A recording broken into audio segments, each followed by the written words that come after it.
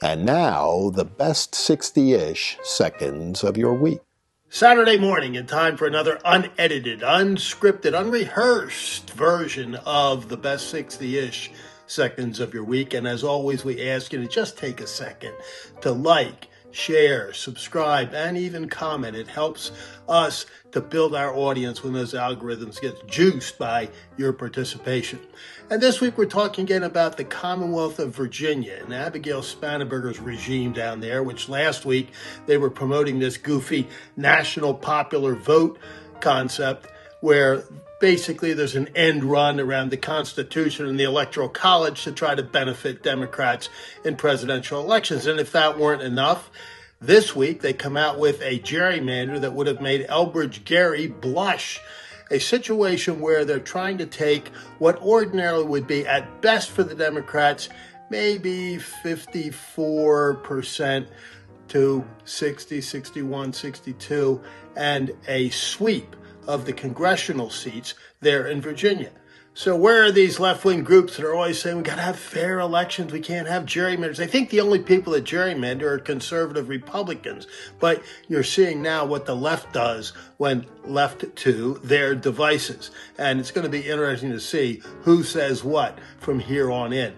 But it's proof once again that elections have consequences, and we saw that here in my home state of Pennsylvania, another Commonwealth, by the way, this past week when the Commonwealth Court said, oh yeah, by the way, it's constitutional for taxpayer money to be used to pay for abortions. Now, for decades, the courts here have said that bans on taxpayer funding of abortions were constitutional, but now that's being thrown on its head as well, and some fundamental right to abortion paid for by the rest of us is up for grabs. This is the far left of the Democrat Party.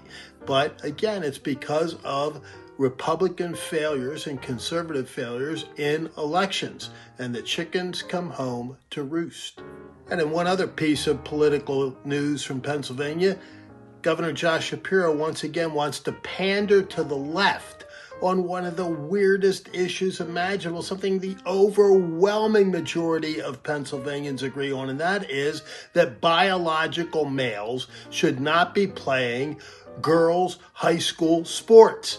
But Josh Shapiro wants to have a foot in both buckets and wants to placate these folks and not simply say no. And there's a big question about how big an issue it's going to be in this election campaign. It's going to be an issue, and it ought to be a very big one because it points out, once again, the true nature of Josh Shapiro, which is rudderless, without any true North Star or compass morally, politically, or anything else, just every single day to see which way the political winds might be blowing in his direction. And as April comes to a close, it's a glorious time of year. The trees are green, the grass is as well, the flowers are in full bloom, the birds are chirping early in the morning. It's really the best part of the year in many, many respects. But then again, on the athletic fields, the Phillies take on the longest losing streak in this century for them. They get swept by Chicago in Chicago for the first time in more than half a century. Things are not looking good for the boys in pinstripes. They better get their act together pretty darn quick. The only thing that's saving them from absolute abysmal fate in the National League East is the fact that the Mets, who were supposed to be their challenger for supremacy there, are doing equally as bad. So we'll hope that the season turns around and does so quickly, because for now, that is the best 60-ish seconds of your week.